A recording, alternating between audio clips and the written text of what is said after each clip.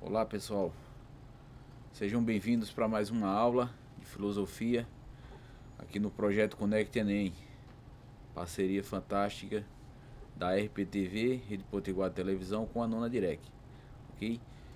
Seguindo nossas ideias aqui, já passamos da ideia dos filósofos contratualistas, as concepções ali vistas acerca da existência do Estado, da importância do Estado e de sua função. Vamos agora entrar num caminho parecido, em que observa-se tudo que já se passou e busca-se alternativas para ou superar o Estado de maneira a aniquilá-lo, ou a reformar o funcionamento desse Estado, que primariamente se pensou como algo, como uma instituição que seria bastante importante para garantir os direitos básicos a todos. Porém, viu-se que a realidade ela era bem diferente do que estava escrito nessas obras de filosofia e nessas obras de pensamento político de maneira geral. Então intitulamos essa aula Reforma ou Aniquilação, ideias de superação do Estado. Para que venhamos a chegar nessa problemática, a gente vai se achar no fundo histórico que está ali no século XIX, que é as bases do Estado liberal. O que a gente tem nesse contexto para que a gente comece a pensar as ideias que se seguirão, como por exemplo o socialismo utópico, o socialismo científico e o anarquismo. A ideia do Estado liberal, ele defende liberdades individuais na economia, na política e na religiosidade. O que é que se tinha antes? Antes do século XIX, evidentemente, o Estado absolutista, que em linhas gerais ele defendia um controle absoluto, principalmente do monarca, sobre as várias instâncias da sociedade, tanto com relação à economia, como política, religiosidade e a própria vida privada. Ela era controlada ali. Enquanto que entendia-se os liberais que deveria haver essa liberdade e essa iniciativa individual, e não algo que fosse bitolado aos interesses de um monarca absolutista, né? Essa época, ela é também a época em que está em voga o capitalismo industrial. Ele está ali em pleno desenvolvimento, cuja nação pioneira foi a Inglaterra, e outras nações nessa época vão a se industrializar, e a gente observa essa fase do capitalismo ali a todo vapor, né? E observa-se que aquela burguesia que veio a surgir séculos atrás, ela agora é a classe social que ela está em grande evidência, justamente por causa do poder econômico que ela vai adquirir através da Revolução Industrial e desse acúmulo de capital que passa a ser acelerado, passa a ser um sistema econômico completamente diferente do que a gente tinha anteriormente. Desde aquela época medieval até a saída de uma fase de produção para o próprio consumo, para uma fase de produção em massa, como vai se caracterizar essa fase do capitalismo nas suas revoluções industriais. E o destaque também para o surgimento do operariado como classe social, que vai ser chamada depois de proletários, né? Operários e burguesia. Manda quem pode, obedece quem tem conta para pagar. Vejam, são os burgueses que vão fazer esse enfrentamento, essa oposição, que vai ser muito destacada por Marx, nesse contexto aqui. Quem são os burgueses? Essa palavra já é bem comum, né, no nosso vocabulário, mas às vezes falta um pouco da aplicação adequada para saber quem são essas pessoas. Eles não são burgueses simplesmente por serem ricos ou por ser uma classe social distinta. Mas o contexto aqui do século XIX é que os burgueses são os proprietários das fábricas e eram eles que empregavam a grande massa de trabalhadores que eram chamados de proletários. Justamente porque entendia-se que os proletários eram aqueles que, por certos fatores de ordem social, eles tinham uma longa prole, ou seja, eles tinham muitos filhos. Às vezes há uma classe social contemporânea que em algumas situações ela de certa forma comporta-se tal como os proletários no que se refere à quantidade de filhos. E aí, por conta dessa razão, se chamavam eles de proletários. Quem eram eles? Possuíam apenas a força de trabalho e se submetiam aos péssimos salários e condições de trabalho que existiam naquela época, sobretudo na Inglaterra industrial do século XIX. Daí essa relação de antagonismo entre essas duas classes é que vai ser bastante observada, principalmente pelos filósofos que vão dar conta dessa situação social aqui. E quais eram as condições da classe trabalhadora? Bem sabemos, não é de hoje, que a classe trabalhadora, sobretudo nos trabalhos mais duros, penosos, braçais, ela não desfruta e nunca desfrutou de boas condições, desde salário a boas condições de trabalho. Isso aí é uma constante, vamos assim dizer, se é que é possível falar isso de constante histórica, mas é uma constante na história. Várias mudanças foram trazidas pela Revolução Industrial que afetaram todas as classes, mas de maneira mais dura essa classe. A título de exemplo, você tem alguns casos em que essas pessoas estudavam, elas estudavam a partir de cartilhas que traziam enunciados, todos voltados ao cotidiano da fábrica e algo que acabava bitolando o trabalhador, aquela realidade que lhe era própria da chegada ao posto de trabalho, do que ele lá fazia, das horas que ele tinha que fazer e de todos os seus trabalhos. Será algo assim bem preso e bem presente na realidade do trabalhador. Além disso, a gente tinha péssimas condições de trabalho e se destaca também aqui uma diferença sexual do trabalho e também diferença etária, que era bastante injusta.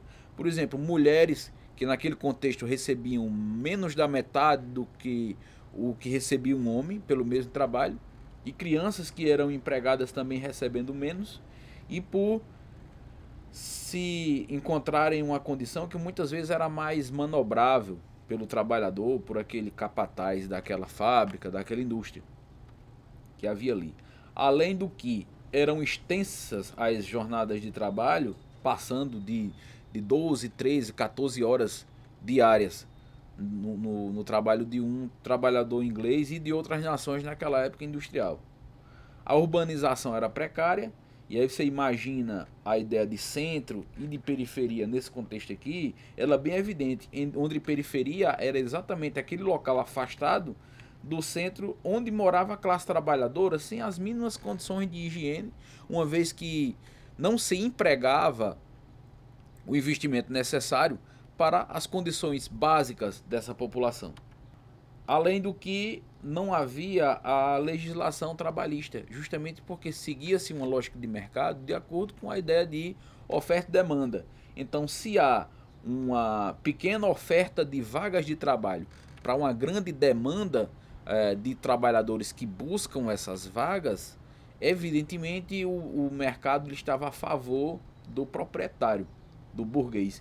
Então, os péssimos salários e as péssimas condições de trabalho, elas imperavam aqui nesse contexto. E caso aquele trabalhador quisesse desistir do seu trabalho, ele estaria condenado a uma vida miserável, porque tantos outros como ele já se encontravam nessa condição e não tinham trabalho. Daí a gente vê agora, diante dessa situação, o desenvolvimento da problemática operária, que consiste em lutas políticas e lutas econômicas para haver a tentativa de reverter esse quadro. De que maneira se fazia isso?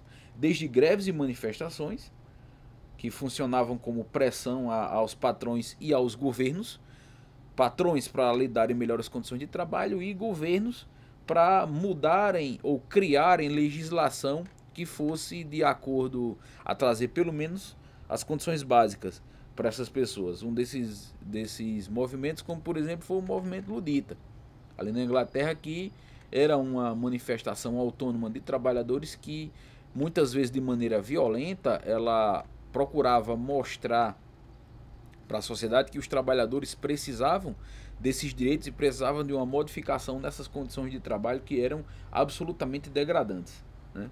Os exemplos não faltam, mas nós, para resumirmos, precisamos dar prosseguimento.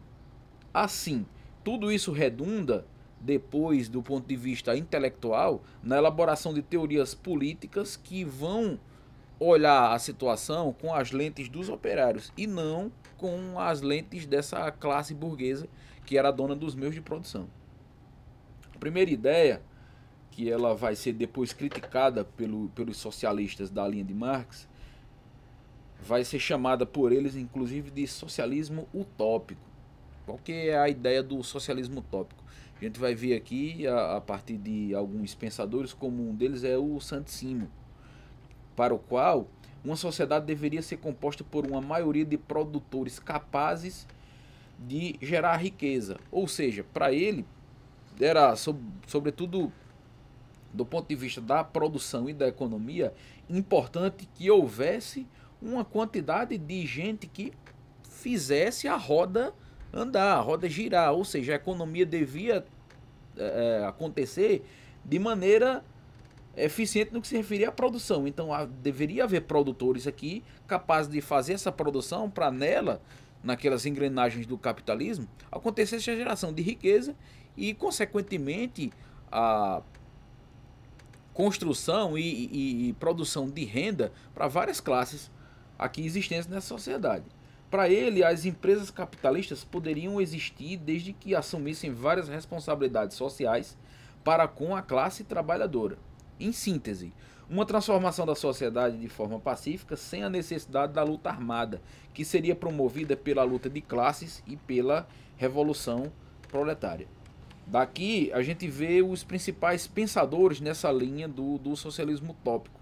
Robert Owen, ele pensava numa jornada de 10 horas, para vocês pode soar até muito, uma jornada de 10 horas de trabalho diário, mas comparando o contexto da época, isso aqui já era bem menor, levando em conta que havia deles que passavam até de 16 horas trabalhando direto. Além de escolas para os filhos dos operários, construção de casas operárias e melhores salários. Ou seja, era uma iniciativa dos burgueses que estavam dando como que de bom grado, fazendo uma concessão para aqueles trabalhadores, né? Além deles, nós temos também o Charles Fourier, idealizador dos falancérios, que eram grandes construções comunais descentralizadas, onde cada operário trabalhava segundo suas vocações. Aqui você já percebe outra flexibilização que está de acordo com aquela vocação, com aquela boa aptidão daquele operário para trabalhar nesse ou naquele setor, dependendo das suas condições, dependendo do seu dom, por assim dizer. Temos também a ideia de Saint-Simon, que já falamos, a defesa da livre iniciativa, ou seja, defesas liberais, e a construção do lucro dos capitalistas, desde que eles agissem, aqui você vai entender eles como autores de responsabilidades sociais, eles vão ser co-parceiros do Estado, que seria, até então, o responsável por dar condições de assistência social e direitos no que se refere à sociedade em suas mais diversas classes. E a ideia de Louis Blanc, que defendia a criação de oficinas nacionais patrocinadas pelo Estado ou pelos capitalistas. O lucro seria dividido entre o Estado e os trabalhadores para fins assistenciais.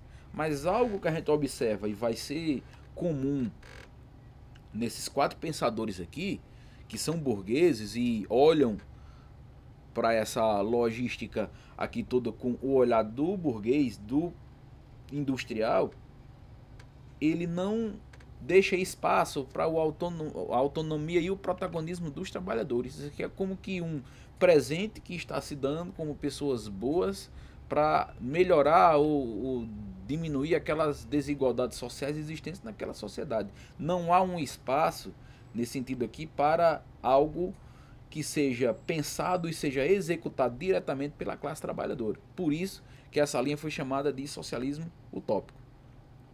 E aí nós temos agora a linha do marxismo, ou socialismo científico, que foi pensado por Karl Marx, esse camarada que aqui vos apresento, e Friedrich Engels, que vai ser também burguês, mas olha para essa situação com um olhar do ponto de vista do trabalhador. Eles vão trabalhar juntos e produzir o que apresentamos para vocês aqui do marxismo.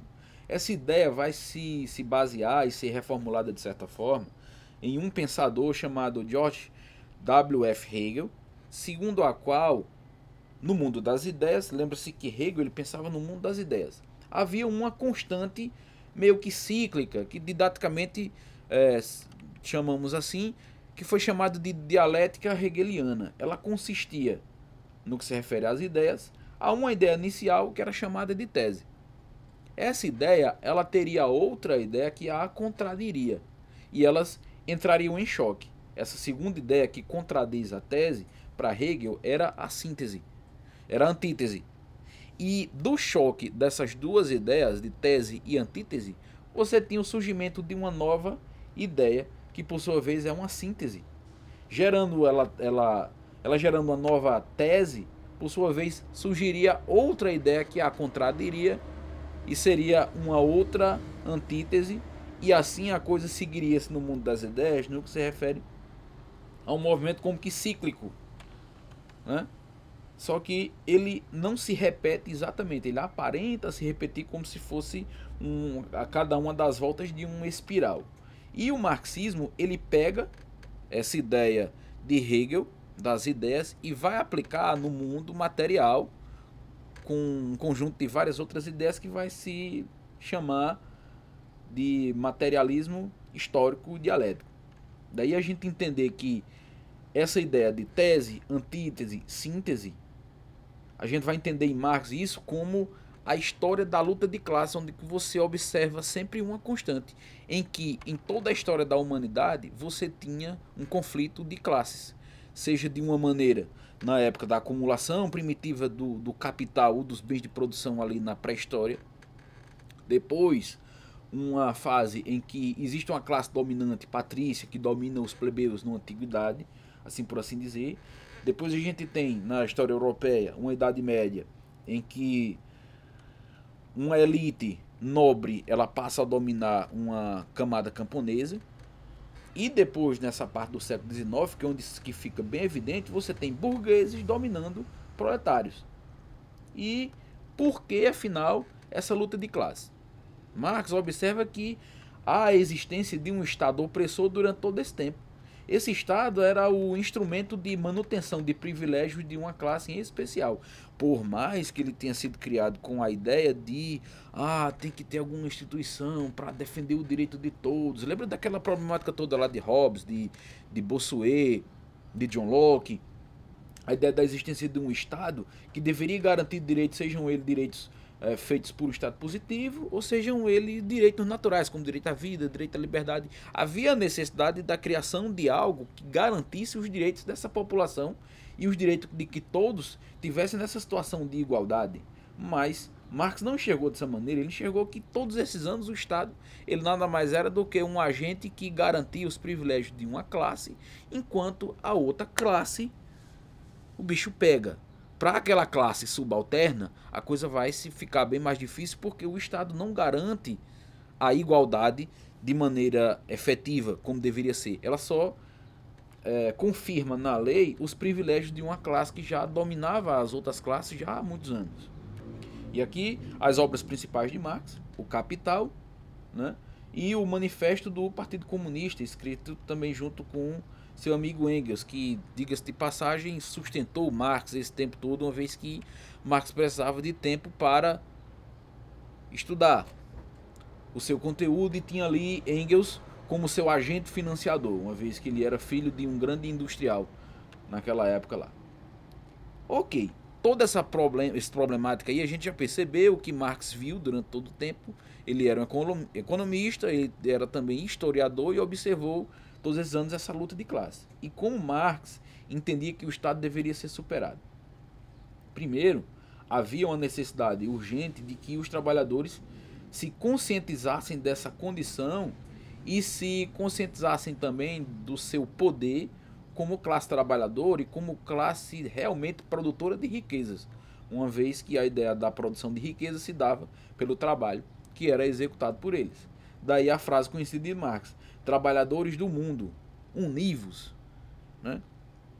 Uma revolução social que seria desempenhada por interesse, por direção e por autonomia da classe trabalhadora. Nada de uma união romântica, bonitinha, como se pensou lá atrás, de trabalhadores que reconheceriam o seu poder a sua importância e de industriais que estavam reconhecendo a importância daqueles trabalhadores e entregassem de bom grado ali condições de trabalho, de moradia e de salário que fosse mais digna para aquelas pessoas. Não, aqui é uma ideia que vem de baixo para cima e de iniciativa dos trabalhadores, através da ideia de revolução social mesmo, cujos protagonistas seriam os trabalhadores esclarecidos, né, e conscientes de sua posição. Eles controlariam os meios de produção e acabariam com a propriedade privada e dirigiriam o próprio Estado. Isso é um pouco confuso até de imaginar. Você já pensou, aquela classe toda de trabalhadores, de repente ela se revolta, ela retira através da revolução, que em geral sempre está acompanhada de episódios violentos, os diretores, os donos das fábricas, e eles vão passar a controlar, a gerenciar tudo aquilo que é produzido, para ali implementar o socialismo. Com o fim das classes sociais, com o fim da propriedade privada e da desigualdade, o Estado seria desnecessário. Ele vai passar por essa fase inicial, em que todo o Estado, não só as fábricas, mas os meios de produção, todas as instituições vão ser controladas pela classe trabalhadora. A burguesia ela vai ser tirada desse ponto de vista de controle. E quem vai ocupar o seu lugar vai ser os proletários. E aí depois que eles fizerem toda essa coletivização dos meios de produção e acabarem com a propriedade privada, pensa Marx, qual a necessidade do Estado a partir de então? Se o Estado socialista, operário, ele já promoveu a igualdade a partir dessa reforma violenta e revolucionária do Estado. Sendo o Estado desnecessário, o que vai acontecer aqui? Acabam-se as classes sociais, a propriedade privada e acabam-se as desigualdades. Daí, Marx observa que a ideia de Estado como instituição de controle, ela vai desaparecer também. E no lugar, a gente tem o surgimento de uma sociedade comunista onde todos viveriam felizes entre si. Beleza. E beleza. Daí a terceira ideia que nós temos é a ideia do anarquismo, que vai ser pensado pelo russo Mikhail Bakunin e por Pierre-Joseph Proudhon, francês. Eles vão pensar a coisa um pouco diferente e vão se aproximar bastante, assim como Marx em alguns momentos, daquelas ideias de Rousseau que a gente viu naquela aula anterior, no que se referia aos contratualistas. Para esse pensador, a propriedade ela é um roubo. Para ele é uma coisa absurda, como também pensava Rousseau. A propriedade é um roubo, uma vez que tudo deveria ser de propriedade de todos, ou seja, a liberdade deveria ser absoluta.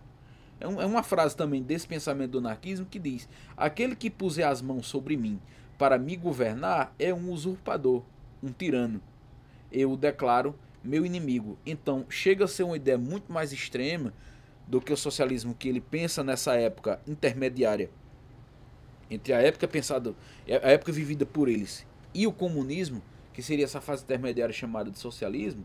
Para os anarquistas isso não deveria acontecer, porque na prática o Estado ele se corromperia por mais que houvesse uma tentativa de mudança do ponto de vista revolucionário.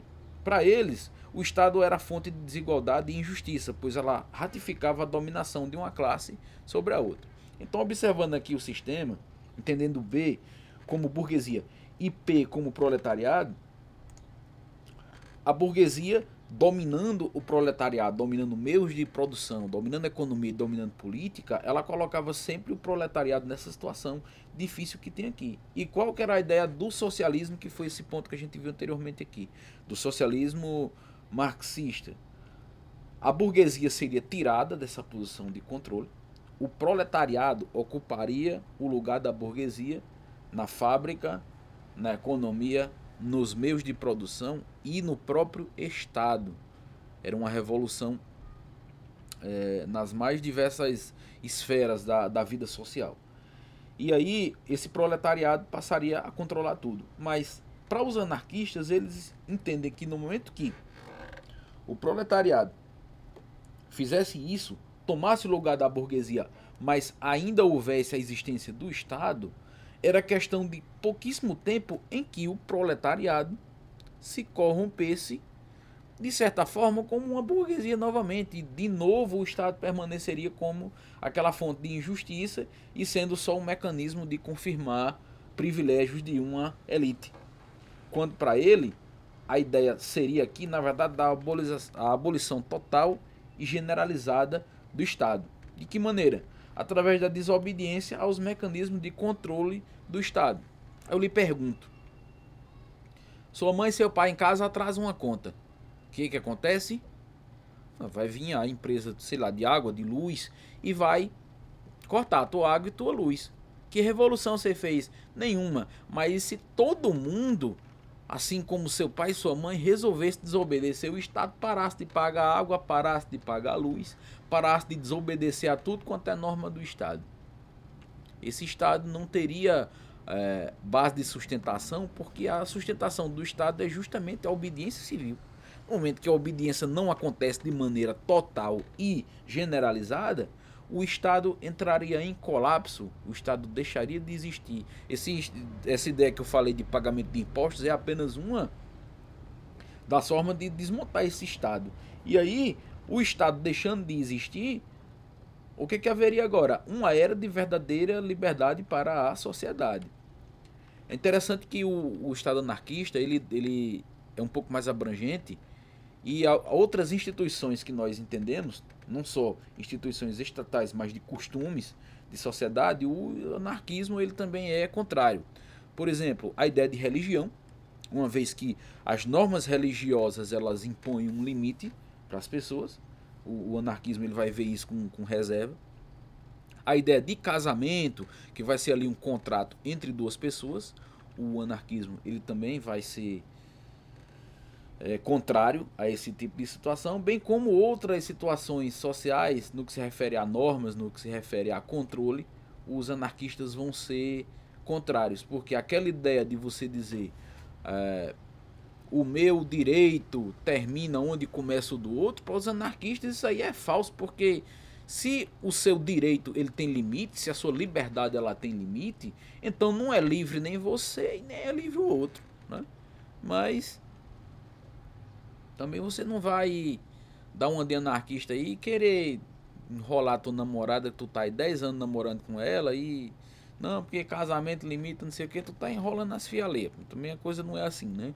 E lembrando que a ideia de anarquismo que se tem, isso aqui eu já expus a ideia filosófica, teórica do anarquismo, se pensou numa ideia de bagunça.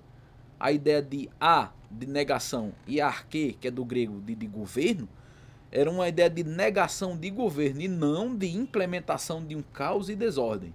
Lembrando que isso aí no papel, na teoria, o anarquismo não tem a ver com desordem, como normalmente a gente costuma ouvir.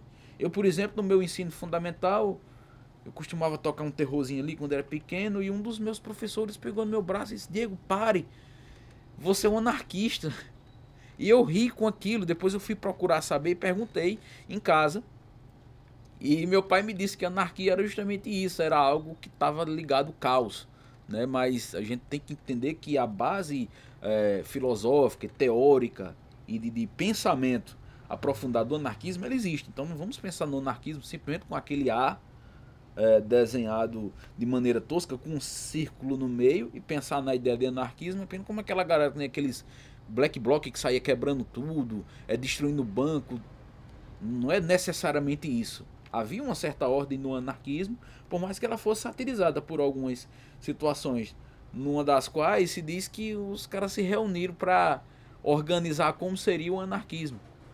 E aí a reunião não aconteceu, não tinha ninguém para dirigir, não tinha um organizador do evento, não havia ninguém que anotaria as ideias e o pessoal não chegou nem aí para o evento. Mas isso é só uma sátira do que seria a ideia do anarquismo. Então vamos agora às questões.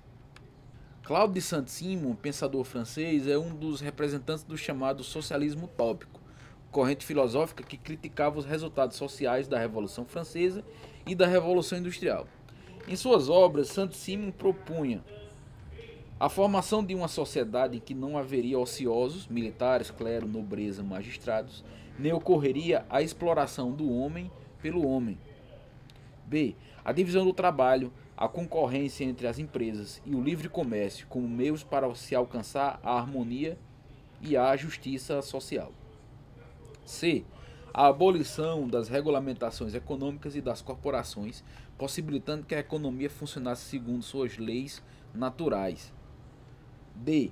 A união do proletariado em todos os países, de modo a promover a revolução que constituiria uma sociedade justa e igualitária.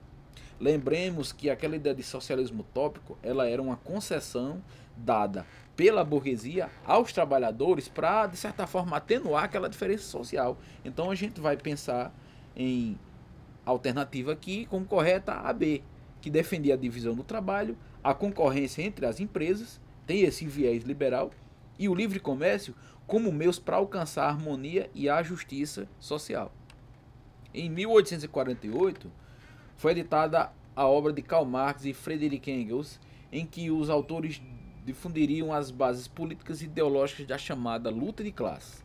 Trata-se do livro A Origem da Família, da Propriedade e do Estado, que definiu o conceito de comunas e sovietes. B. Manifesto do Partido Comunista, no qual os autores conclamam os trabalhadores a se unirem para derrubar a burguesia e o capitalismo por meio de uma revolução. C. A Origem da Família, da Propriedade e do Estado, que definiu o conceito de comunismo. D. Manifesto do Partido Comunista, no qual os autores conclamam os trabalhadores a se unirem para implantar o socialismo na Rússia por meio de uma revolução. E é 18 Brumário, obra que retrata o retorno do sistema imperial na França após o governo do Diretório. Sobra para a gente, como certa, a alternativa B. O Manifesto do Partido Comunista, que era uma obra de Marx, junto com Engels, o objetivo dali era de fato chamar os trabalhadores para se unirem e para implementar aquela ideia do marxismo. A ideia de derrubar a burguesia, derrubar o capitalismo por meio de uma revolução. Talvez a gente costuma associar essa ideia da luta de classes, do marxismo, do socialismo marxista, com aquilo que aconteceu na Revolução Russa em 1917, e alguns de vocês talvez pensou a entender que a alternativa D seria a correta, mas o pensamento de Marx não era a Rússia. O pensamento de Marx era a Europa. Ele estava ainda naquela Europa industrial, aquela ideia da Alemanha, dos trabalhadores alemães. Porém, as ideias de Marx acabaram por sair e chegar à Rússia e ser implementada na Rússia, na então União Soviética, até de uma maneira um pouco diferente do que pensou Marx. Então, cuidado para não confundir isso aí. Terceira questão. Minha contribuição foi somente demonstrar que a existência de classes é um resultado de determinadas fases históricas do desenvolvimento da produção. A luta de classes levará a uma ditadura do proletariado. E tal ditadura não é mais do que uma transição para o fim das classes sociais e uma de sociedade sem classe. Karl Marx, carta direcionada a Joseph Weidemeyer. Para Marx, gente, a ditadura do proletariado era um período de transição para alcançar a meta de uma sociedade sem classe. Esse processo se daria a partir de quê? A. Da abolição da propriedade privada e coletivização dos meios de produção. B. Da abolição das leis trabalhistas e liberdade de negociação entre patrões e empregados. C. Confirmação de um governo autocrático que concentre todo o poder. E D. Confirmação dos interesses individuais para o desenvolvimento econômico e social. Lembra que você vai excluir aqui qualquer alternativa que trabalhe com aquele viés liberal. E você procurar a ideia da ditadura do proletariado como aquela ideia que falamos, daquele socialismo implementado como meio para se chegar depois ao comunismo. Então, a alternativa correta, nesse sentido, vai ser a alternativa A. E quarta questão, temos aqui. Em conjunto com as grandes transformações econômicas, políticas e sociais do século XIX, surgiram doutrinas e correntes ideológicas. Uma delas foi o anarquismo, que pregava o respeito à propriedade privada, o controle demográfico e a observância da lei natural, da oferta e da procura. B. A Revolução Socialista, o controle do Estado pela ditadura do proletariado, o comunismo. C. A erradicação do Estado, das classes, das instituições e tradições visando a imediata instalação do comunismo. D. A necessidade de um contrato entre os governadores e o Estado, o imperativo da moral e do bem comum como fundamentos do poder político. E.